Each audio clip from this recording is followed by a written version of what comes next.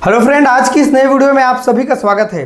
आज की वीडियो में हम लोग बात करने वाले हैं दोस्तों बीएससी थर्ड सेमेस्टर में कार्नो चक्र क्या होते हैं, कार्नो साइकिल क्या होते हैं, इसके ऊपर हम लोग स्पेशल बात करने वाले हैं। बच्चों, अगर चैनल में नए आए होंगे चैनल को जाके प्लीज़ सब्सक्राइब कर लेना, ताकि इस तरह से जो भी इंपॉर्टेंट वीडियो मैं जब भी अपलोड करूंगा आप सभी को नोटिफिकेशन में मिल जाएगा। दोस्तों, ये हमारा 6वां चैप्टर चल रहा है जो बहुत ज़्यादा इंपॉर्टेंट है। आई होप आप सारे लेक्चर देखते होंगे। दोस्तों, हमारे इस छत्तीसगढ़ में हमारे पहले नंबर पर ये वीडियो आ रहे हैं, जिसमें सेमेस्टर पर हम वीडियो पर काम कर रहे हैं और सभी लोगों को नो डाउट इससे फ़ायदा तो ज़रूर मिलेगा, नुकसान तो नहीं मिलेगा, लेकिन फ़ायदा आपको ज़रूर मिलेगा। दोस्तों, आप बहुत अच्छे से तैयारी कर सकते हैं। आज के जो वीडियो में हम लोग पढ़ने वाले हैं कार्नो चक्र, कार्नो साइकिल क्या होते हैं, ये हमारे एग्जाम के बेस पर बहुत ज़्यादा इंपॉर्टेंट है। इनके 4 हमारे पास क्या है, चक्र होते हैं। इसके 4 हमारे पास पद होते हैं, प्रक्रम होते हैं। इनको हम लोग बारी बारी से समझते हैं। देखो, सबसे पहले मैं इसके बारे में कुछ बताना चाहता हूँ। भाई, जो चीज़ के बारे में आप स्टडी कर रहे हैं वो क्या चीज़ बताता है, ये आपको जानना बहुत ज़रूरी है। कार्नो ने क्या बोला, एक ऐसा सोचा हुआ ये हमारे पास टॉपिक है, एक्सपेरिमेंटल इस पर नहीं किया गया है, राइट ना, लेकिन ये एक सैद्धांतिक प्रोसेस है। मतलब ये हमारे पास एक विचार किया गया काल्पनिक प्रोसेस होता है ना, कल्पना किया हुआ प्रोसेस होता है, जो ये बताता है कि हम ज़्यादा से ज़्यादा एनर्जी को हम जितना एनर्जी हम लगा रहे हैं उससे ज़्यादा वो कार्य करके दे, राइट ना। जैसे आपने देखा होगा, आपने 1 लीटर पेट्रोल डलवाया, मान लो सपोज करो, लेकिन वो 1 लीटर पेट्रोल पूरी तरह से वो खपत नहीं होते हैं, है ना। कुछ हमारे वेस्ट के रूप में बाहर निकल जाते हैं, धुआं के रूप में या कोई और चीज़ के रूप में, राइट ना। अर्थात ऊष्मागतिकी के द्वितीय नियम ने बोला कि हम जितना एनर्जी ले रहे हैं उनके को 100% कार्य में कन्वर्ट कर पाना असंभव है। अर्थात ब्रह्मांड में ऐसी मशीन का निर्माण करना असंभव है जो अपने कार्य को पूरी तरह से वर्क में कन्वर्ट कर सके, जो ऊर्जा को अपनी पूरी तरह से वर्क में कन्वर्ट कर सके।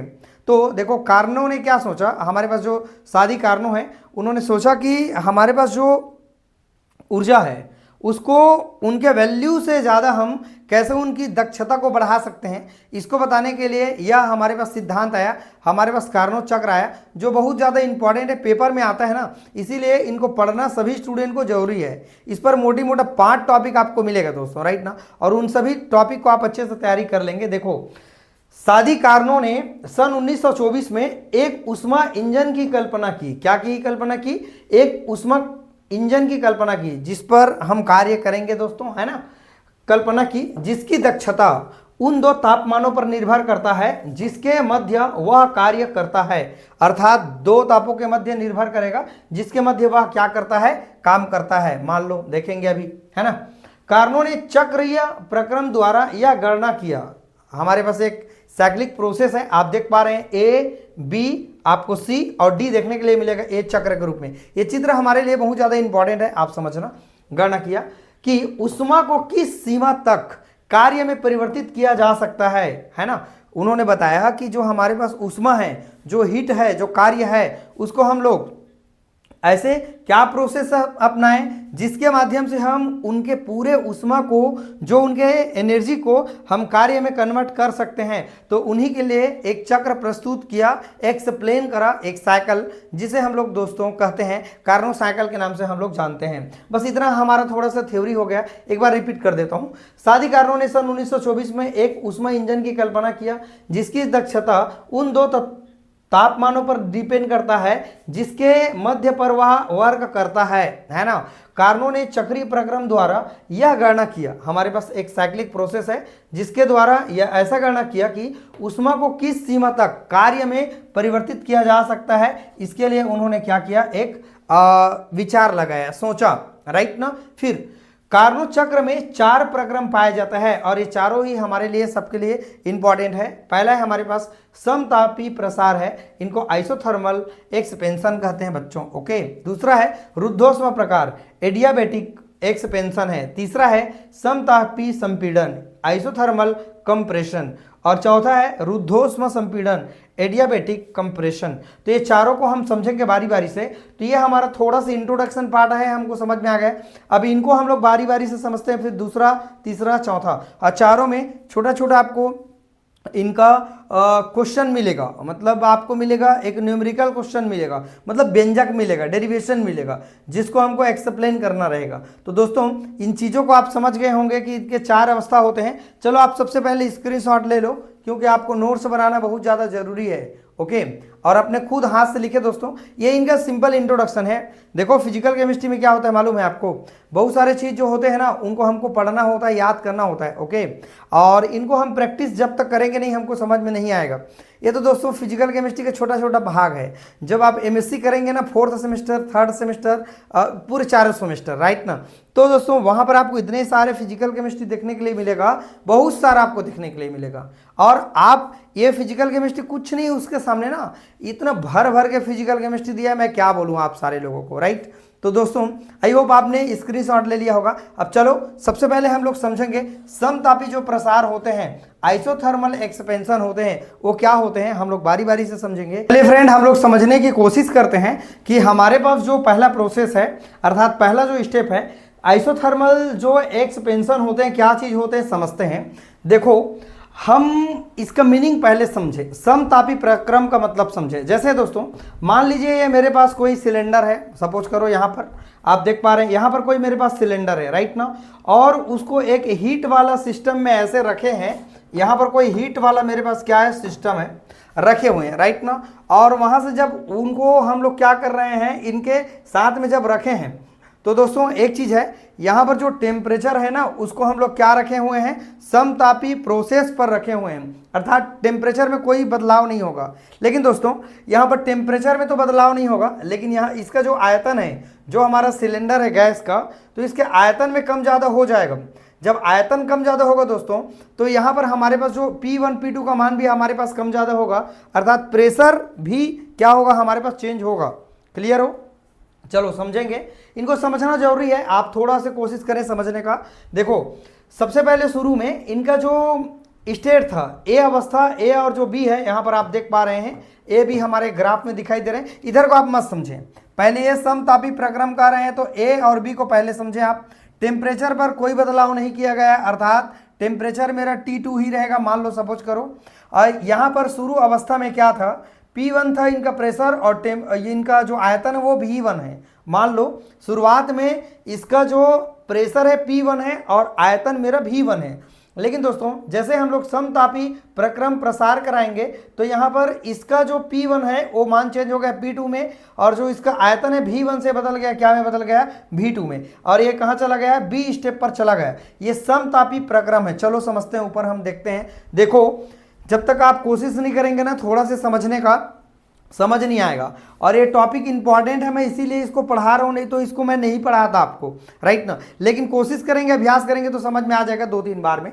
इसीलिए मैं शॉर्ट में आपको समझाने की कोशिश कर रहा हूँ, ताकि आप पेपर अच्छे से लिख पाएँ। देखो समतापी प्रसार में क्या होता है, मान लो एक सिलेंडर है, में ली गई एक, है ना, 1 मोल आदर्श गैस, जिसको मैं यहाँ पर बता रहा हूँ थोड़ा सा डायग्राम में, 1 मोल आदर्श गैस है। प्रारंभिक अवस्था में टेम्परेचर है, ये क्या है, T2 है।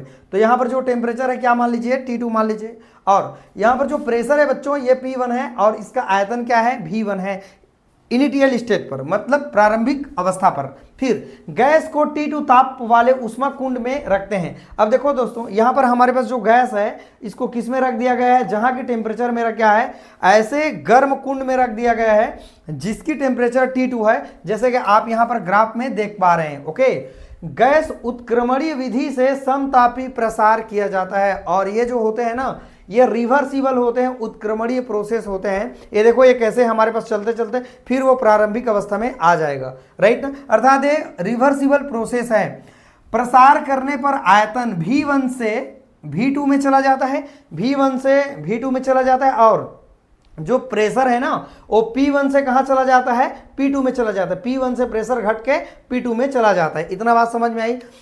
इस प्रक्रम में गैस उष्मा कुंड से Q उष्मा को क्या करता है, अवशोषित करता है। अर्थात दोस्तों इस प्रक्रम में जो गैस है, ये जो गैस सिलेंडर आपको दिखाई दे रहा है सिंपल से, है ना, वो क्या करता है, उष्मा कुंड, मतलब इसको उष्मा कुंड मान लीजिए आप सभी लोग, वहां से Q उष्मा को क्या करता है, अवशोषित करता है, मतलब जो उष्मा है ना उसको अपने अंदर में ले लेता है, राइट ना। तो ये इतना बात तो समझ में आ गया होगा, कोई ज्यादा नहीं है। देखो कुछ भी नहीं करना है हमको दोस्तों, एक क्या लेना है, सिलेंडर लेना है। आप ये पूरा चित्र छोटा दिख रहा है, लेकिन बहुत कुछ काम का है ना, आप समझना।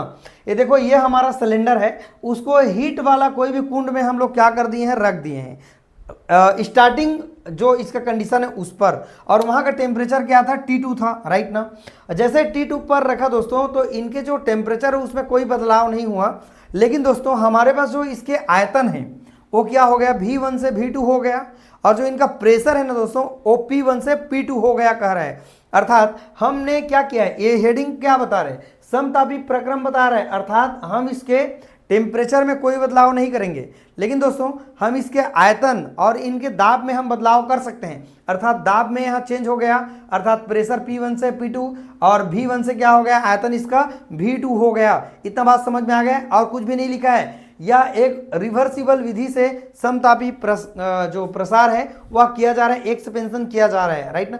इंग्लिश मीडियम वाले बच्चे थोड़ा सा इसमें कुछ है ही क्या, आइडियल गैस इसको आप बोलेंगे, इतना इनिशियल अवस्था कहेंगे, टेम्परेचर कहेंगे, प्रेशर कहेंगे, वॉल्यूम कहेंगे, है ना, रिवर्सिबल प्रोसेस कहेंगे, इसको क्या कहेंगे, उष्मा कुंड को क्या कहेंगे, heat heat heat heat container कहेंगे। ओके, ये हो गया, ठीक है। अब यहाँ एक्सपेंशन इसका मतलब प्रसार करना, ये सब जानते हैं आप, कोई कठिन नहीं है आप सबके लिए अगर थोड़ा सा चाहें तो।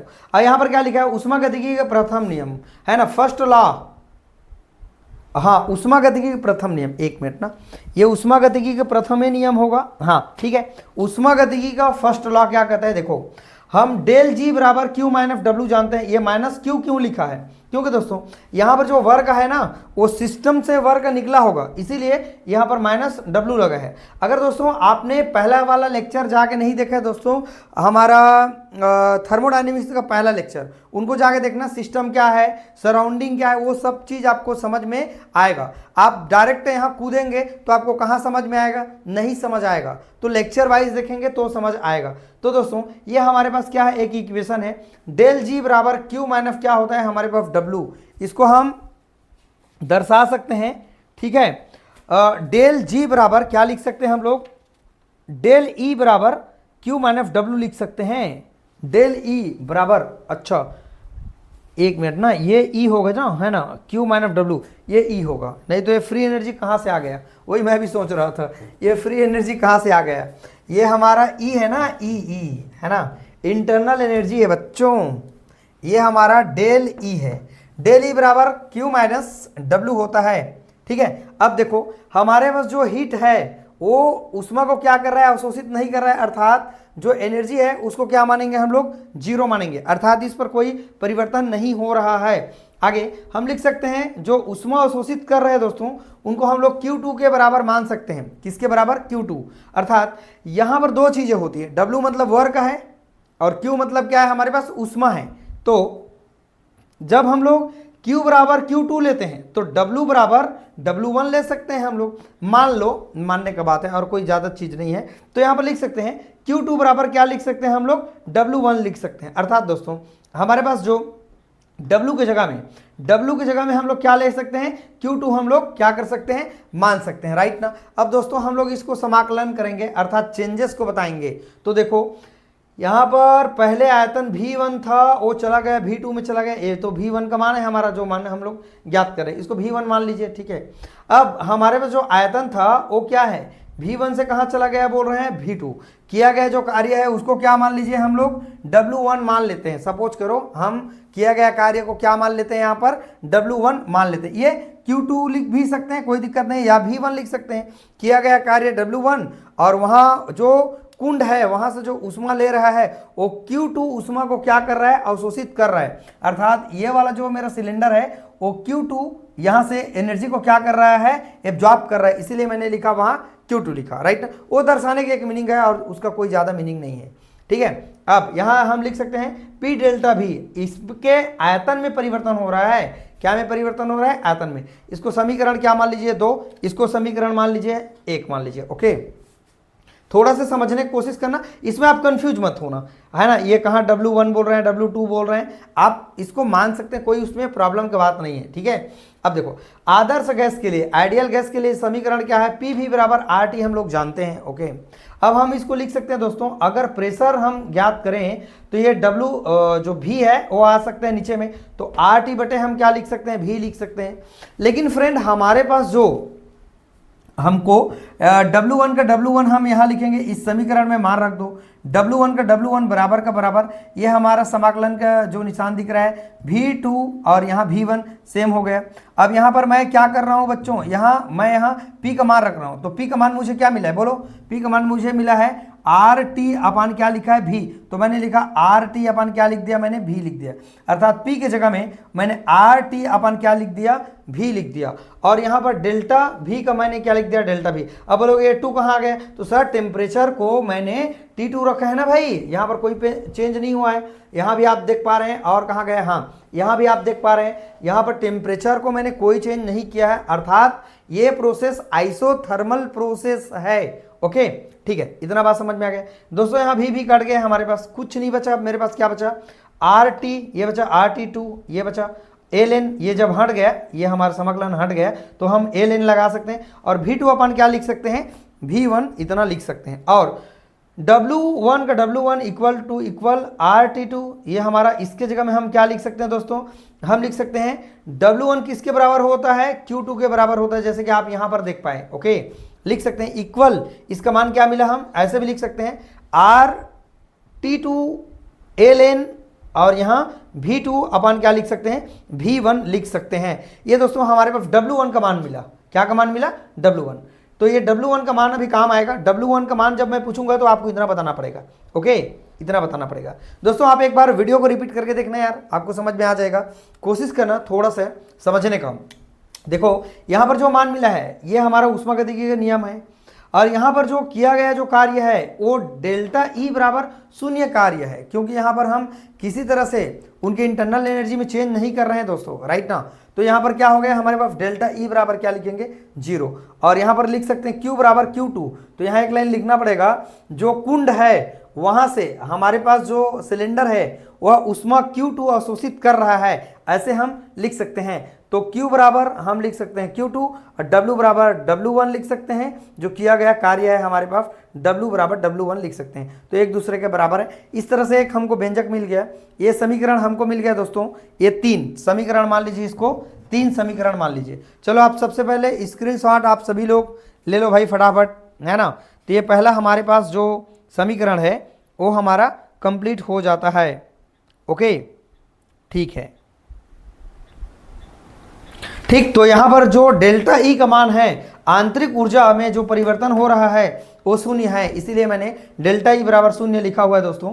तो यहाँ पर क्या बचा, मेरे पास क्या बचा बोलो, यहाँ पर डेल्टा E का मान अगर कट गया तो मेरे पास क्या बचा, ये Q का हमारा Q हो गया ना। यहाँ पर आप लिख सकते हैं Q यहाँ सेम हो जाएगा, और यहाँ पर पक्षांतर करेंगे तो W चला जाएगा, हमारे पास प्लस में चला जाएगा ना, Q बराबर W हो जाएगा। सिंपल मतलब है Q बराबर W हो जाएगा यहाँ पर, है ना। अगर आप ज़्यादा दिमाग लगा रहे हैं तो देखो यहाँ पर W को इधर पक्षांतर करेंगे तो W बराबर क्यों नहीं होगा जी, ये W बराबर हमारा, अगर डेल्टा E का मान 0 है तो ये खत्म, ठीक है। तो मैं Q बराबर W बराबर Q लिख सकता हूँ कि नहीं बताओ, पक्षांतर कर दो ना भाई, ये माइनस में ही इधर करोगे तो प्लस में आ जाएगा, अर्थात W बराबर Q ही मान आया ना। अर्थात जो W वर्क है और जो Q ऊष्मा है एक दूसरे के मान के क्या है, बराबर है। आई होप दोस्तों आपको समझ में आ गया होगा इतना चीज। अब हम लोग दूसरा चीज देखने वाले हैं कि ये हमारा पहला स्टेप कंप्लीट हो गया। अब दूसरा हम लोग समझेंगे कि हमारे पास जो B है वो C में कन्वर्ट होता है, तो यहाँ पर कौन सी प्रक्रिया हो रहा है, रुद्धोष्म प्रसार हो रहा है।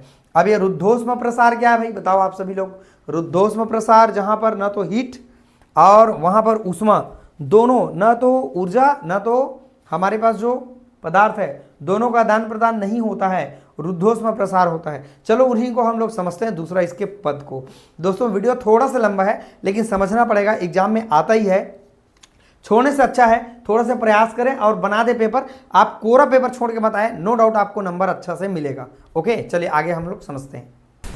चलिए फ्रेंड, अब इसके बाद हम लोग समझते हैं कि हमारा जो रुद्धोष्म प्रसार होता है, एडियाबेटिक जो एक्सपेंशन होता है, क्या होता है, बहुत अच्छा है देखना। देखो जब तक आप कोशिश नहीं करेंगे ना आपको समझ बिल्कुल नहीं आएगा, लेकिन दोस्तों ये हमारे एग्जाम के बेस पर बहुत ज़्यादा इंपॉर्टेंट है, आप छोड़िए ही नहीं। और क्यों बताऊं, क्योंकि इसके ऊपर हमारे 3-4 टॉपिक और भी समझना है जो कि बहुत ज़्यादा इजी है। सबसे पहले मैं आपको एक चीज़ बता रहा हूं, देखो यहाँ का रहा है रुद्धोष्म प्रसार। एडियाबेटिक का मतलब क्या होता है, जहां पर ऊष्मा का कोई भी एक्सचेंज नहीं होता है, राइट। अर्थात मान लो इसके पहले वाला जो स्टेप था वहां क्या था, एक मेरे पास हीट कुंड था इस तरीके से, राइट ना। मेरे पास एक हीट कुंड था, मतलब गर्म कोई भाग था, वहां पर मैंने सिलेंडर को रख दिया था। यही सिलेंडर का बात हो रहा है ना, याद रखना। ये सिलेंडर का एक ही सिलेंडर है, बेलनाकार सिलेंडर, इसको हम लोग रख दिए थे, राइट ना। तो चेंज हो गया था आप जानते हैं, लेकिन वो आइसोथर्मल था। क्या था, उसके टेम्परेचर पर कोई चेंज नहीं था, लेकिन ये सब चेंज हो गया था, राइट ना। जैसे मैंने यहां पर बता रहा हूं, ए से बी में जब चला गया टेम्परेचर पर कोई भी चेंज नहीं हुआ, ओके, इसीलिए ये इसके बराबर है। क्लियर है। अब दोस्तों देखो, इस सिलेंडर को, इस गर्म जो कुंड है हमारे पास, हीट जो हमारे पास पात्र है, उससे हटा करके मान लो हम लोग रख देते हैं फ्रेंड, इसको रख देते हैं रुद्धोष्म प्रसार कह रहा है ना। इसका मतलब क्या समझे हम लोग, इंसुलेटर। कहाँ गया, हाँ, अचालक में रख देते हैं, मतलब इंसुलेटर में हम लोग रख देते हैं। तो दोस्तों हम लोग क्या काम करते हैं, इस सिलेंडर को हटा करके अब रिप्लेस करके हम लोग यहाँ रख देते हैं, मान लो यहाँ रख देते हैं, राइट। इस सिलेंडर को हम लोग यहाँ रख देते हैं। ये क्या है, इंसुलेटर। क्या है ये, इंसुलेटर। इसको हिंदी में क्या कहते हैं, अचालक कहते हैं। अचालक का मतलब क्या होता है, जिसमें हमारे पास ऊष्मा का बिल्कुल भी आदान प्रदान नहीं होता है, वहां रख देते हैं। तो क्या चेंज होता है समझते हैं। वीडियो थोड़ा सा लंबा है फ्रेंड, लेकिन हम सबको ना यार 2-3 बार इस वीडियो को देख लेना है और कोशिश करना है ये चक्र कैसे चलता है। ए से चला गया बी की ओर, है ना, क्या चेंज हुआ, थर्मल प्रोसेस में कोई चेंज नहीं हुआ, P1 से P2, V1 से V2 चेंज हो गया। लेकिन दोस्तों जैसे हम लोग रुद्धोष्म प्रसार कराएंगे ना, एडियाबेटिक एक्सपेंशन कराएंगे ना, तो T2 से हमारे पास जो टेम्परेचर है T2 से T1 की ओर आ जाएगा, अर्थात टेम्परेचर हमारा कम हो जाएगा। देखो यहाँ जो हमारा ग्राफ दिखा रहा है, जो ये B और C दिखा रहा है, ये हमारा दूसरा स्टेप को बता रहा है, अर्थात ये हमारा रुद्धोष्म प्रसार को बता रहा है, जहां पर दोस्तों P2 हमारा जो है वो वैल्यू P3 चला गया और जो V2 है वो चला गया हमारा V3 चला गया, राइट ना। अर्थात दोस्तों यहाँ की जो टेम्परेचर है T2 से चला गया दोस्तों T1 तक चला गया, अर्थात चेंज हो गया, इसका टेम्परेचर चेंज हो गया, राइट ना। चलो देखते हैं, बिंदु B पर गैस का तापमान T2 है, बिंदु B तक टेम्परेचर T2 है, राइट ना। आयतन हमारा V2 है, सभी लोग जानते हैं, इसको मैं रिपीट कर रहा हूं ताकि आप सीखे करके, समझे करके। और प्रेशर हमारा P2 है। क्या है हमारा जो प्रेशर है बच्चों, ये मेरा P2 है, अर्थात ये पुराना वाला ही कहानी है। अब क्या करते हैं दोस्तों, अब गैस का जो सिलेंडर है उसको रुद्धोष्म प्रसार कराया जाता है, अर्थात जब हम एडियाबेटिक एक्सपेंशन जब कराते हैं हम लोग, एडियाबेटिक मतलब रुद्धोष्म जब प्रसार कराते हैं, मतलब उस हमारे पास जो सिलेंडर है इसको इस गर्म जो कुंड है, हीट है, वहां से हटा के हम लोग इंसुलेटर में रख देते हैं। कहां रख देते हैं, इंसुलेटर में रख देते हैं। तो क्या होता है दोस्तों देखते हैं, जिसे गैस का जो आयतन होता है बिंदु C पर, क्या होता है, बिंदु C पर, यहां आ गया देखो, ये बिंदु हमारा C पर क्या होता है दोस्तों, V2 से बढ़ करके V3 हो गया। समझ रहे होंगे सभी लोग, V2 से आयतन बढ़ गया V3 और P2 से जो हमारा मान क्या हो जाएगा, वो P3 हो जाएगा और टेम्परेचर हमारा T2 से बच्चों घट करके दोस्तों यार T1 हो गया। इतना बात समझ में आ गई क्या, एकदम यार कसम से बता रहा हूं, आप 2-3 बार प्रैक्टिस करें ना, एकदम आपको पूरा समझ में आपको आ ही जाएगा। आप कोशिश करना बस इस डायग्राम को अपने दिमाग में एकदम बैठा लेना, छिपा लेना, पूरी तरह से उनको अच्छे से कवर कर लेना। ओके दोस्तों, ठीक है। तो यहां पर क्या बोला गया है, देखो यहां पर बात ही मैं क्या किया हूं, हमारे पास बिंदु B पर टेम्परेचर T2 था, आयतन P2 था, और हमारे पास जो आयतन है वो हमारा V2 था और प्रेशर P2 था, ऐसा ये बोला, यहां तक क्लियर हो, यहां तक बोला। अब हम लोग क्या करते हैं, ये गैस के सिलेंडर को हम लोग इंसुलेटर में रख देते हैं। दूसरा हमारा स्टेप है अचालक में रख देते हैं, जहां पर क्या होता है पता है आपको, जो बिंदु C को बता रहा है, और वहां पर दोस्तों होता क्या है पता है आपको, P2 V3 में कन्वर्ट हो जाता है, सॉरी P2 P3 में कन्वर्ट हो जाता है, और यहां पर जो V2 है वो V3 में चला जाता है दोस्तों। और जब रुद्धोष्म प्रसार कराया जाता है ना दोस्तों, तो यहां पर जो टेम्परेचर है ना वो हमारा क्या हो जाता है, T2 से घट करके कहां चला जाता है, T1 के लेवल में आ जाता है। आप यहां देख पा रहे हैं T1 लेवल में आ जाता है, ठीक है। यहां तक हमारा कहानी हो जाता है। इस प्रक्रम के लिए गैस को उष्मा कुंड से हटाकर, फिर वही बात आ गया, उष्मा कुंड से हटाकर इंसुलेटर में रख दिया जाता है। यहां पर मैंने आपको बहुत अच्छे से समझाया, ये डायग्राम आपको बनाना नहीं पड़ेगा, मैं समझाने के लिए आपको लिख रहा हूं। बस 2-3 बार वीडियो को देखना, मैं गारंटी देता हूं लिख के समझ में आएगा आपको। रुद्धोष्म प्रसार में हमारे पास जो हीट है उसमें किसी तरह से कोई चेंज नहीं हो रहा है, इंटरनल एनर्जी में कमी हो रहा है, अर्थात दोस्तों Q बराबर हम लोग लिख सकते हैं 0 लिख सकते हैं। क्या लिख सकते हैं? 0, क्योंकि इसके इंसुलेटर मतलब क्या है, किसी का आदान प्रदान नहीं होगा हीट का, अर्थात Q बराबर हम लोग लिख सकते हैं 0। अब दोस्तों हम इनका वर्क डन देखते हैं। जैसे हमने शुरू में देखा W का मान निकाला, तो वर्क डन हमारा फर्स्ट लॉ क्या कहता है, और डेल्टा E बराबर Q माइनस W से हम लोग ज्ञात करेंगे गैस द्वारा किया गया कार्य। गैस द्वारा किया गया कार्य क्या है मेरा? W2 है, मान सकते हैं W2 मान लीजिए सभी लोग। अच्छा, इसके पहले वाला को मैंने क्या माना था, है ना, W1 माना था। अब दूसरा के लिए ज्ञात कर रहा हूं तो एक बोलने का तरीका है ना, W1 W2 W3 W4 हो जाएगा, एक बोलने का तरीका है। तो यहां पर मैं क्या लिख सकता हूं इसको, W2 बराबर माइनस डेल्टा E। अब ये माइनस मैंने क्यों लगाया बताओ भला, है ना। तो यहां पर माइनस लगाने का मीनिंग है दोस्तों, मेरे पास माइनस अगर हम लगा रहे हैं कोई चीज पर तो समझ लीजिए उसके आंतरिक ऊर्जा में क्या हो रही है दोस्तों, कमी हो रहा है। इंटरनल एनर्जी में क्या हो रहा है दोस्तों, कमी हो रहा है। अर्थात मैं W2 बराबर लिख सकता हूं माइनस डेल्टा E। डेल्टा मतलब परिवर्तन को बता रहा है, जो यहां पर किसी तरह से कोई परिवर्तन नहीं हुआ है, कमी हुआ है, राइट ना, कमी हुआ है, ठीक है। अब हम जानते हैं, क्या जानते हैं भाई, क्या जानते हैं, ये हमारा डेल्टा E बराबर होता है CV डेल्टा T। ये हमारा जो इंटरनल एनर्जी है, हमने थर्मोडायनेमिक्स में आपको बताया था, थोड़ा सा याद कर लीजिएगा। डेल्टा E बराबर हमको पता है CV डेल्टा T होता है। ये आप थोड़ा सा याद कर लेंगे अगर आपको आगे अच्छा से बनाना है तो, ओके। चलो अब मान रखते हैं, क्या मान रखते हैं, W2 का W2, क्लियर हो, क्लियर हो, क्लियर हो। अब बच्चों यहां पर मैं क्या बोल रहा हूं, डेल्टा E का मान मुझे क्या मिला है, डेल्टा E का मान हमें पता है CV डेल्टा T होता है, तो मैंने लिख दिया CV डेल्टा T। तो इसके जगह में डेल E की जगह में CV डेल्टा T लिख दिया, माइनस लगा तो माइनस लगा दिया मुंह उठा के, नो प्रॉब्लम, कोई दिक्कत नहीं। अब हम लिख सकते हैं और W2 बराबर लिख सकते हैं माइनस CV का CV हो गया। हम बताते हैं कि जो चेंज हुआ है टेम्परेचर हमारा T2 से कहां चला गया, T1। तो मैं लिखूंगा T2 से चला गया मेरा मान T1 चला गया, ओके। अर्थात डेल T का हमारा डेल T ही रहेगा। ये चेंजेस को बता रहा है, अर्थात जो टेम्परेचर में परिवर्तन हुआ है ना, मतलब T2 से चला गया T1, उसको हम बता रहे हैं। आगे लिखेंगे दोस्तों हम, और कैसे लिख सकते हैं, या करके यहाँ आप सभी शो करेंगे। यहाँ लिखेंगे V2 का V2 हो गया, इक्वल के इक्वल हो गया। हम अगर इसको हटाएं, है ना, ये समग्लन जैसे जो दिख रहा है अधिकतम और मिनिमम मान जो कहां से कहां तक मान गए उसको हटाएं, तो लिख सकते हैं T1 माइनस क्या लिख सकते हैं, T2, क्योंकि हमारे पास जो टेम्परेचर है ना दोस्तों वो हमारा क्या हो गया, अब चेंज हो गया। तो इसको हम लिख सकते हैं T1 माइनस लिख सकते हैं T2।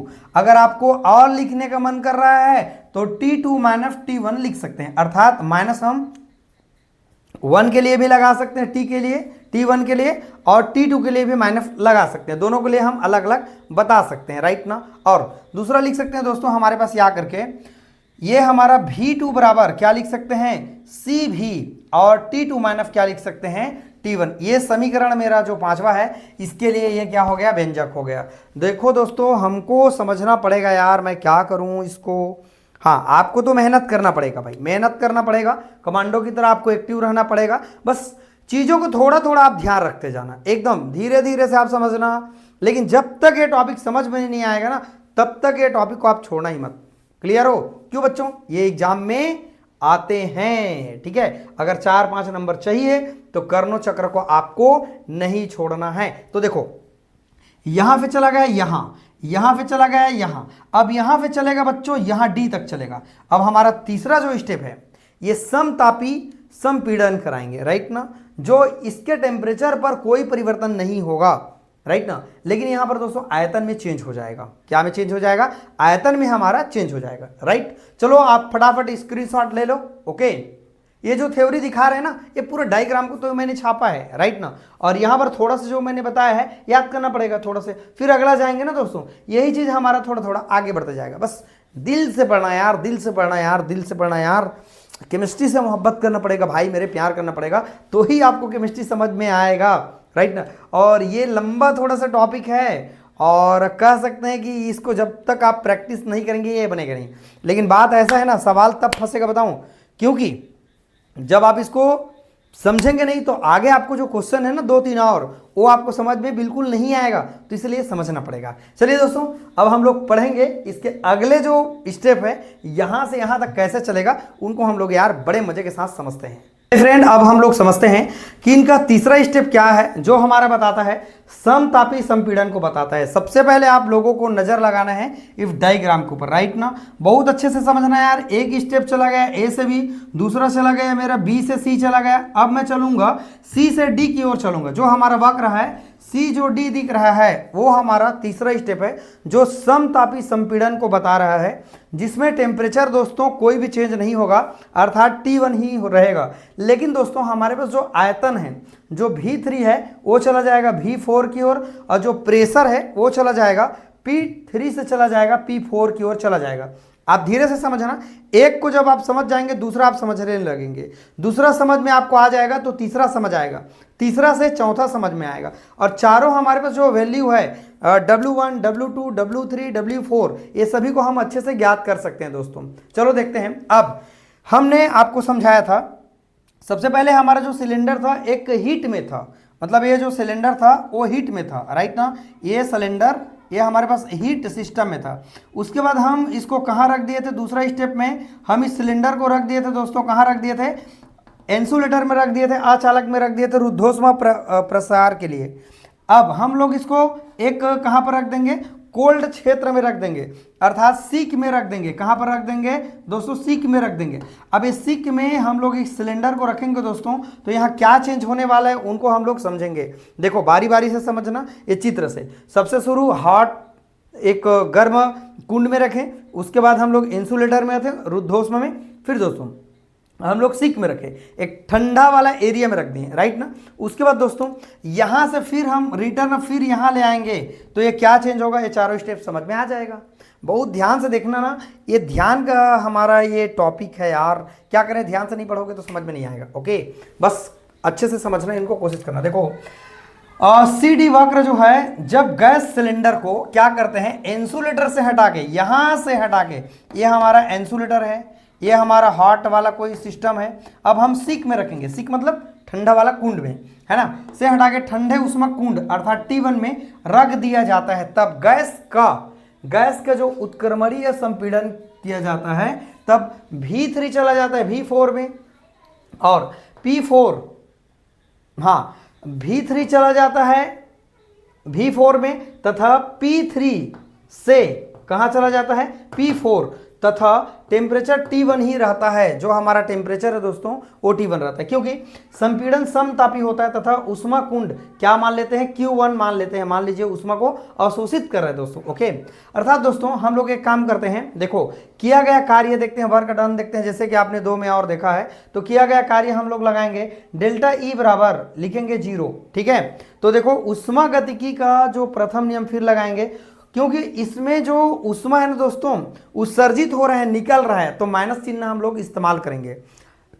अगर मेरे पास कोई सिस्टम है, ये मेरे पास सिस्टम है, अगर इस सिस्टम से हमारे पास, ये सिस्टम से अगर कोई चीज बाहर निकलता है तो हम माइनस लगाते हैं, अगर कोई वर्ग बाहर काम करते हैं तो W माइनस लगाते हैं, मतलब जो माइनस है उस पर W पर माइनस लगा देंगे। ओके, मैंने पहले वाला लेक्चर थर्मोडायनेमिक्स से जब पहला मैंने आप लोगों को पढ़ाया तो मैंने बहुत अच्छे ढंग से डिटेल किया हुआ है, आई होप आपने उनको देखा होगा।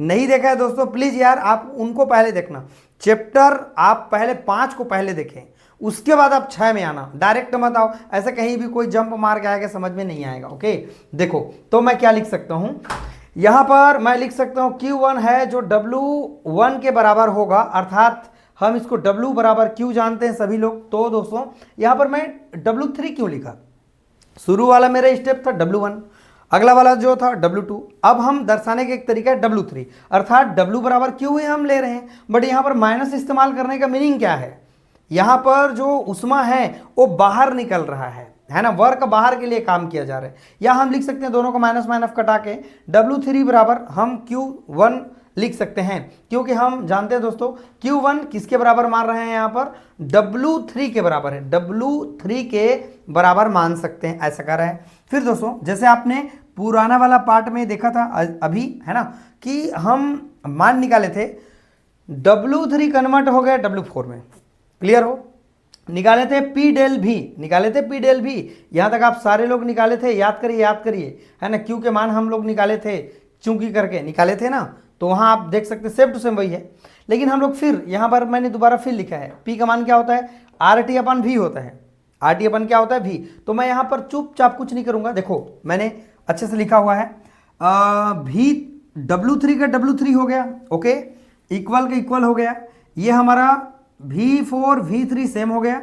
यहाँ पर मैं P का मान पूछ रहा हूँ आपसे, तो P का मान यहाँ पर मैंने निकाल के दे दिया है, P बराबर होता है आदर्श गैस के लिए RT अपन क्या होता है, V होता है, तो यहाँ पर P के मान के मैंने RT अपन V रख दिया, देखो RT है ना, और अपान में क्या रख दिया मैंने V, देखो RT अपान में क्या रख दिया V, और डेल्टा V का डेल्टा V, ओके। 1 लिखने का मीनिंग क्या है, यहाँ पर टेम्परेचर मैंने क्या रखा हुआ है, T1 रखा हुआ है, तो दोस्तों यहाँ पर V और V कट जाएगा, जो बचा उनको हम लोग फोटोकॉपी मार देंगे। तो हम सभी लोग जानते हैं जो हमारा W3 है वो Q1 के बराबर है, ये जानते हैं हम, ऊपर में बोल दिए यहाँ पर, जो यहाँ पर हीट है और जो वर्क है वो W3 बराबर Q है, इसके पहले W2 बराबर Q था, और उसके पहले क्या था, क्या माने थे बताइए, Q बराबर W1 माने थे ना, तो वही चीज़ मैंने यहाँ पर लिखा हुआ है। फिर दोस्तों मैं क्या करता हूँ, यहाँ पर इनको हटा करके, क्या करके, हटा करके मैं लिख सकता हूँ इनको RT1, ये RT1 हमारा सेम टू सेम हो गया। अब यहाँ से इस रूप से मैं इसको लिख सकता हूँ V4 अपान V3, मैं यहाँ पर लिख सकता हूँ, ये हमारा समीकरण है दोस्तों 7वां, और ये हमारा समीकरण 6वां। आई होप समझ में आ गया होगा। चलो आप सभी लोग स्क्रीनशॉट ले लो फटाफट भाई, ओके। चलो फ्रेंड, अब एक हमारा स्टेप और बचा हुआ है, लास्ट स्टेप है, नो डाउट वीडियो थोड़ा सा बड़ा जरूर हो रहा है, लेकिन मैं कोशिश कर रहा हूँ मेरे पूरे मेहनत के साथ मैं समझाऊँ। ऐसा कभी भी नहीं होगा कि भगवान आपके मस्तिष्क में आके बैठ जाएगी माँ सरस्वती, ऐसा कभी नहीं होगा। माँ सरस्वती कभी भी आके तब बैठेगी जब आप मेहनत करेंगे, बार बार समझने की कोशिश करेंगे। नो डाउट बच्चों, ये सभी के लिए ये नया टॉपिक है, ऐसा टॉपिक आपने देखा नहीं होगा, तो इनको बार बार देखना, कैसे सर हमारे सिलेंडर को गर्म हीट से कैसे इंसुलेटर में रख रहे हैं, इंसुलेटर से कैसे सीक में रख रहे हैं, सीक से फिर इधर कैसे आ रहे हैं, यही चीज़ है, इसी के ऊपर और इसी के ऊपर तो निर्भर है, बाकी कोई चीज़, ये तो चीज़ बार बार वही चल रही, राइट ना। तो इतना बात समझ में आ गया। तो यहाँ पर V3 का मैंने मान आपको निकाल के दे दिया। अब V4 हम लोग निकालते हैं, चौथा इनके प्रकारों को हम लोग समझते हैं स्टेप को। चलिए दोस्तों, इसके चौथा स्टेप को हम लोग बहुत अच्छे से समझेंगे, बहुत अच्छे से, राइट ना। चलिए आगे बढ़ते हैं। चलिए फ्रेंड, अब इसके बाद हम लोग इनके चौथे स्टेप को समझते हैं। देखो ये सारे स्टेप एक दूसरे से रिलेट कर रहे हैं, अगर एक स्टेप आप समझ गए तो सारा चीज़ आपको समझ में आ जाएगा। देखो दोस्तों, हमने सबसे पहले जो हमारे पास यहाँ सिलेंडर था उसको सबसे पहले हमने कहाँ रखा, इंसुलेटर में रखा, राइट ना, ये यहाँ रखा। इसके बाद दोस्तों हमने इस सिलेंडर को कहाँ रखा, गैस के सिलेंडर को सीक में रखा, सीक मतलब ठंडा एक सिस्टम में रखा। फिर दोस्तों हम यहाँ से रिटर्न आ रहे हैं, क्या आ रहे हैं, वापस आ रहे हैं ये चक्र में, फिर हम पुनः अपनी प्रारंभिक स्टेट में यहाँ पर क्या कर लेंगे, आ जाएंगे। अब देखो क्या होता है, वक्र हमारा DA कहाँ है, DA चेक करो आप चित्र में, D और A ये वाला हमारा भाग है जो बता रहा है किसको, रुद्धोष्म संपीड़न को बता रहा है, एडियाबेटिक हमारे पास कंप्रेशन को बता रहा है। गैस सिलेंडर को ठंडे कुंड से हटा करके, अब ये हमारे ठंडे कुंड से हटा करके अचालक जैकेट में रख दिया जाता है, जो हमारा अचालक है। देखो यहाँ पर चौथा जो प्रकार है ना, रुद्धोष्म संपीड़न कह रहा है दोस्तों। तो रुद्धोष्म मतलब क्या समझे, जहां पर हीट का आदान प्रदान बिल्कुल भी नहीं होता है वहां पर रख दिया जाता है, गैस का रुद्धोष्म संपीड़न किया जाता है तथा अपनी प्रारंभिक अवस्था में आ जाता है। बस इतना ही लिखना है, अपने जो पहला स्टेट था वहां फिर ये आकर के मिल जाते हैं। और देखो दोस्तों यहाँ पर हो क्या रहा है आप समझें, जहां पर जो दाब है वो क्या हो गया, P4 से P1 हो गया, क्लियर, आयतन V4 से V1 हो गया, क्लियर हो गया, इतना बात समझ में आ गया। तथा हमारा जो टेम्परेचर है T1 से चला गया बढ़ करके T2 की ओर चला गया, ये T2 का एरिया है और ये T1 का एरिया है। इतना ही चीज़ों को मैंने लिखा है, आयतन हमारा V4 से V1 और P4 से P1 और हमारे पास जो ताप है दोस्तों ये हो जाएगा T1 से बढ़ करके T2 की ओर चला गया। इतना बात समझ में आ गया। अब इनके किया गया कार्य देखते हैं, वर्क डन देखते हैं, किया गया कार्य है ना। रुद्धोष्म में जब प्रसार करते हैं तो Q बराबर क्या लिखेंगे, 0 लिखेंगे, जैसे इसके पहले वाला और स्टेप आपने देखा होगा। ठीक है, आप एक दूसरे को देखते जाएंगे, ये स्टेप को समझ में आ जाएगा। ठीक है, अब देखो हमारे पास जो आंतरिक ऊर्जा में कोई हमारे पास कमी नहीं हो रहा है बल्कि वृद्धि हो रहा है, तो मैंने इनको प्लस में दर्शाया है। लेकिन दोस्तों देखो मैं यहाँ पर -Q लिखा है, -W लिखा है, मतलब जो वर्क लगा रहा है तो दूसरे के लिए लगा रहे हैं, राइट ना। तो यहाँ पर मैं इसको माइनस से शो किया हुआ है। अब देखो यहाँ पर जो हमारा सब में जैसे समीकरण आपने पहला स्टेप वाला देखा तो वहाँ W1 था, W2, W3, W4 गया, राइट ना। जैसे हम शुरू वाला स्टेप पढ़ें तो वहाँ W1 था, दूसरा में जब पढ़ें स्टेप इसका W2 था प्लस में, जब तीसरा में गए तो W3 था। तो सब ये मान प्लस में आए हैं, तो इसके मान को भी हम क्या में नोट करेंगे, प्लस में नोट करेंगे। तो हम एक काम करते हैं, इसको माइनस से गुणा कर दिए दोनों पक्ष में, तो यहाँ माइनस से गुणा किए तो ये प्लस में कन्वर्ट हो गया। और ये हमारा प्लस है, प्लस का गुणा माइनस से करूंगा तो माइनस में, मान लो या करके मैंने इसीलिए लिखा हुआ है यहाँ पर आर करके। ये हमारा सेम हो गया। डी के सभी लोग फिर मान जानते हैं भाई, जो आपको मिला था पहले वाला समीकरण में, फिर वही मैंने मान रख दिया, same to same ditto photocopy. बस फर्क क्या है टेम्परेचर का, टेम्परेचर मेरा T1 से चला गया T2 और दूसरे में कुछ और था, बस यही तो है, बाकी सेम है। फिर इसको मैं लिख सकता हूँ सेम, इसको लिख सकता हूँ सेम, इसको लिख सकता हूँ सेम, और इसको मैं लिख सकता हूँ T2 - T1 लिख सकता हूँ, T2 - T1 लिख सकता हूँ, जैसे कि आपने पुराना वाला इक्वेशन में देखा है। इसको मैं और क्या लिख सकता हूँ, अगर मुझे लिखने का लग रहा है कि मैंने T1 के लिए माइनस लगाया है तो मैं T2 के लिए भी माइनस लगा के लिख सकता हूँ। ये लिखने का हमारा एक तरीका है। ये समीकरण हमारा 9वां, तो भाई ये चारों हमारा स्टेप कंप्लीट हो जाता है। अब हम लोग फाइनली दोस्तों ये W1 + W2 W3 W4 ये चारों के मान को हम लोग देखते हैं मिला करके। और यहाँ पर दोस्तों ये हमारा डायग्राम बहुत ज़्यादा इंपॉर्टेंट है, यहाँ तक चला, यहाँ चला, फिर ये यहाँ चला, फिर ये यहाँ चला, राइट ना। यही हमारा जो डायग्राम है ये हमारा रिवर्सिबल है, रिवर्स होकर के फिर अपनी स्टेट में आ गया। इसका मतलब ये उत्क्रमणीय अभिक्रिया को दर्शाता है कार्नोट चक्र, राइट ना। तो इसमें दक्षता को बताने के लिए ऐसा काम कर रहे हैं। मान लीजिए आपने जितना चीज लगाया है ना, मान लीजिए आपने 100 रुपया लगाया तो 100 रुपया कहीं काम कर सकता है कि नहीं, इसको दक्षता को बताने के लिए ये हमारा ये चारों स्टेप चला हुआ है ना। कोशिश करें आप सभी लोग जितना अगर आप बना पाएँ, तैयारी कर सकें उतना आप लोग तैयारी करने की कोशिश करें। बहुत अच्छा टॉपिक है ये, एग्जाम के बेस पर हमारे एग्जाम के लिए ये बहुत ज़्यादा इंपॉर्टेंट है। अगर देख लीजिएगा दोस्तों, आप कोशिश एकदम करना कि इसको आप याद कर सकें, तैयारी कर सकें, जितना हो सकता है देख लेना। एक बार चित्र बनाना पड़ेगा, उसी को बार बार ये ऐसा ये वैसा फलाना ढकाना दुनिया भर के चीज़ को लिख देना है। ओके चलो दोस्तों, अब फाइनली सारा चीज़ को हम लोग एक बार क्लीन करेंगे यार। और क्लीन करने के बाद हम लोग W1 W2 W3 W4 ये सभी के मानों को हम एक बार बताने की कोशिश करेंगे। दोस्तों देखो, बोर्ड में पढ़ाने में बहुत मेहनत लगता है, ऐसा नहीं कि डिजिटल बोर्ड में मेहनत नहीं लगता है, लगता है, लेकिन देखो इसको रफ करना, उसमें क्या एक बार बटन क्लिक करेंगे सब खत्म। देखो मैं कितना मेहनत कर रहा हूँ, सोचो आप मेरे जगह आके देखो, अगर इतने सब चीज़ को लिखो आपको 5-7 मिनट लगेगा, ठीक है, फिर मिटाओगे फिर बताओगे। इसीलिए वीडियो थोड़ा सा इस सेमेस्टर में यही वीडियो हमारा लंबा है लग रहा है, इसके बाद इससे लंबा वीडियो मुझे नहीं लगता है, शायद नहीं है, राइट ना। लेकिन मेरा काम है आपको बताना, पढ़ाना। कोशिश करें आप सभी लोग इनको अच्छे से भाई तैयारी कर लें, ठीक। चलो दोस्तों एक बार स्क्रीनशॉट ले लो, राइट। अगर स्टूडेंट चैनल में नए आए होंगे ना तो चैनल को जाके यार सब्सक्राइब कर लेना और आल के जो बटन है उनको क्लिक कर लेना, ताकि हर वीडियो आपको नोटिफिकेशन में तुरंत मिल जाएगा, राइट ना। और अपने जो भी दोस्त तैयार है ना उसको धूम मचा के कमांडो की तरह एकदम एक्टिव होके शेयर कर दीजिएगा, राइट ना।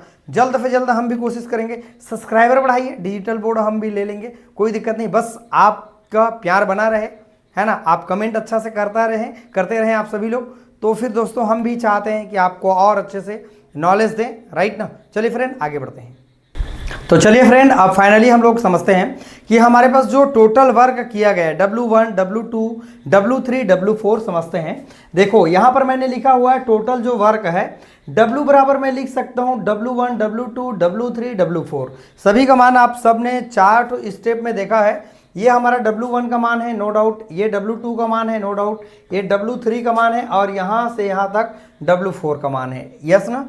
अब देखो यहाँ T2 प्लस में है, यहाँ T2 माइनस में है, यहाँ T1 माइनस में है, यहाँ T1 प्लस में है। तो ये हमारा सीधा सीधा राशि हमारा क्या हो जाएगा, कट जाएगा। राइट ना दोस्तों।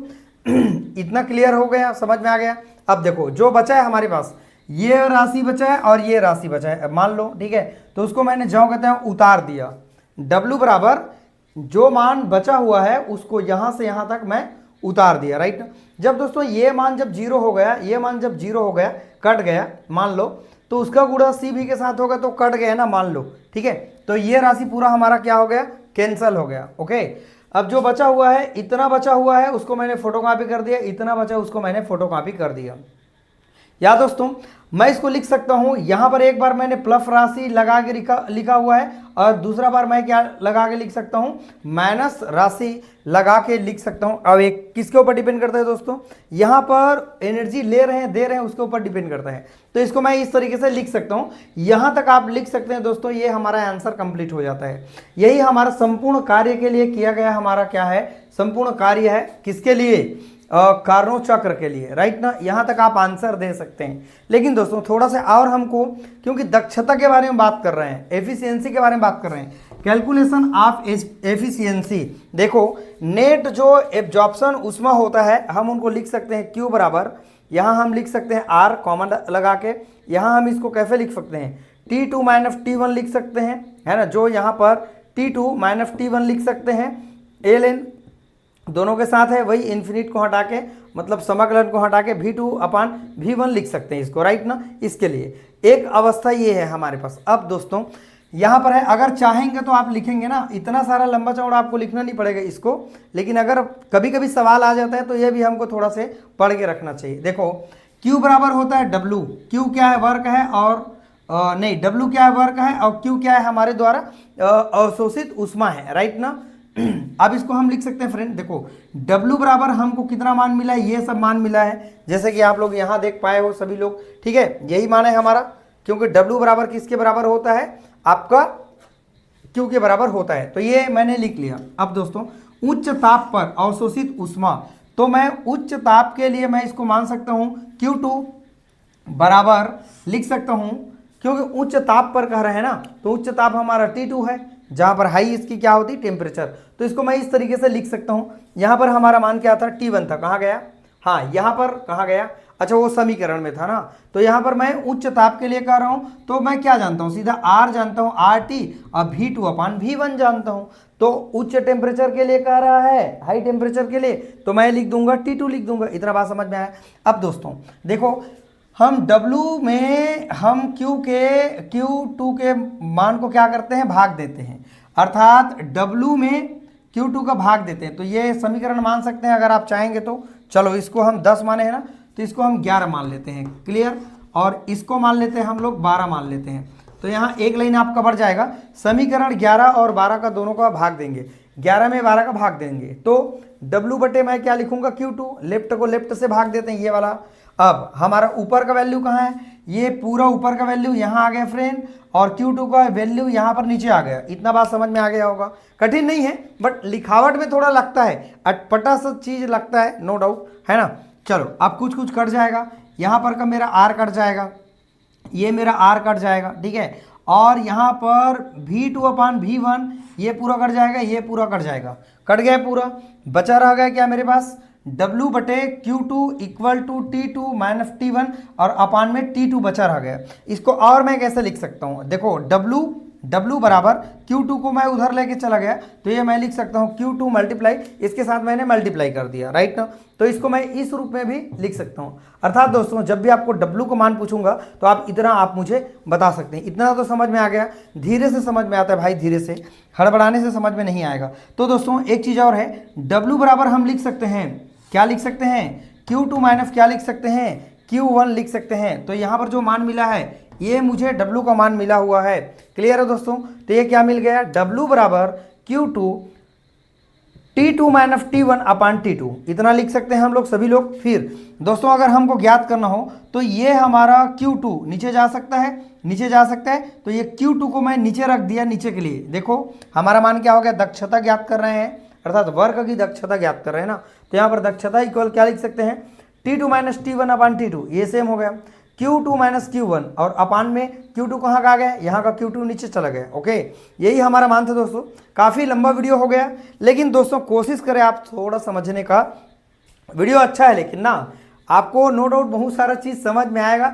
माथापच्ची जरूर करना है ना, ये प्रश्न से आप जरूर माथापच्ची करना, दिमाग को बार बार खेलने की कोशिश करना। आपका दिमाग बार बार सोचेगा ये कैसे आया क्या आया, तो थोड़ा धीरे धीरे से आएगा, राइट ना। लेकिन एक बार आप प्रैक्टिस करेंगे ना यार, तो पूरा समझ में आप सभी लोग को आ जाएगा। I hope. चलो एक बार स्क्रीनशॉट ले लो आप सभी लोग। क्लियर है, काफ़ी मेहनत लगा। देखो मैं 1.5 घंटे से वीडियो बना रहा हूँ, 1.5 से 2 घंटा हो गया, पता है आप सब लोग को। ये इसको बार बार लिखना, मिटाना, फिर लिखना, बहुत भाई परेशानी, क्या बोलो। लेकिन क्या करूँ, मुझे तो पढ़ाना पड़ेगा ना, नहीं तो कल के डेट पर कोई बच्चा बोलेगा सर आपने एक क्वेश्चन छोड़ दिया, एग्जाम में हमारे आए थे। तो मेरा काम है, मेरा जिम्मेदारी है बताना। पढ़ना ना पढ़ना वो आपके हाथ में है भाई। देखो बहुत सारे बच्चे हैं जिसका माइंड लेवल ना बच्चों बहुत ज़्यादा हाई है, लेकिन मैंने कोशिश किया इसको शॉर्ट में निपटाने का। इसके अंतर्गत थ्योरी लिखोगे ना, मैं क्या बोलूँ, इतना सारा थ्योरी है भाई, पूरा दिमाग से बाहर निकलने वाला है। लेकिन मैंने पूरा मेन चीज़ों को बार बार कोशिश किया है, कहीं यहाँ मान कहीं यहाँ मान, लेकिन एक एक चीज़ और अंदर घुस के पढ़ेंगे तो समझ में आ जाएगा। लेकिन दोस्तों आपने इतना अगर समझ गए तो थोड़ा बहुत डाउट हो सकता है, मुझे लगता है आप सभी लोग को थोड़ा थोड़ा बीच बीच में कहाँ से आ गया। जैसे ये W बराबर Q2 माइनस Q1, अरे भाई क्यों नहीं लिख सकते, W का जो मान है हमारे पास, जो ऊष्मा है, कहीं ऊष्मा आपका अवशोषित हो रहा था ना Q2, कहीं आपका माइनस Q1, यही चीज़ तो लिखा गया है, बस समझ का फेर है। चलो दोस्तों, एक कमांडो की तरह सारे लोगों को एक्टिव रहना है भाई, धूम मचा देना है। और इस तरह से अगर आप पढ़ लेते हैं यार, तो आपका ज़िंदगी नो डाउट बदल जाएगा। ठीक है, ये हमारा शायद दूसरा लेक्चर है ना, इंट्रोडक्शन दिया था, फिर हम इसके बाद कार्नो प्रमेय पढ़ेंगे, एंट्रोपी पढ़ेंगे, है ना, और फिर ऊष्मागतिकी के तृतीय नियम आ जाएगा, है ना। फिर गिब्स फ्री एनर्जी भी है। कुल मिला के 6 टॉपिक आपको इस चैप्टर से पढ़ लेना है, 6 या 7 टॉपिक, ज़्यादा आपको नहीं पढ़ना है। तो कहने का मतलब 7 चैप्टर है ना, 7 अट्ठे 56, हाँ वही 50-60 वीडियो में हमारा पूरा कवर हो जाएगा। छत्तीसगढ़ में नंबर 1 चल रहा है हमारा वीडियो, आपको पता है कि नहीं पता है? क्यों? आपको सेमेस्टर आप खोज के देखो ना, आपके सिलेबस के अनुसार छत्तीसगढ़ के सिलेबस के अकॉर्डिंग आपको मिलेगा ही नहीं कुछ पढ़ने के लिए। ये तो बहुत अच्छा हम मेहनत करके सीक्वेंस है आप सब बच्चे के लिए हम तैयार कर रहे हैं, वीडियो काफ़ी अच्छा है। लाइक कमेंट कर देना, नए आए हैं चैनल में तो बिल्कुल ये चीज़ आप ना भूलें। आपके जो भी दोस्त हैं ना, उनको धूम मचा के हमारे चैनल को शेयर कर देना। ओके, चलिए दोस्तों, वीडियो को देखते रहिएगा, समझते रहिएगा। वीडियो को वॉच करने के लिए थैंक यू सो मच।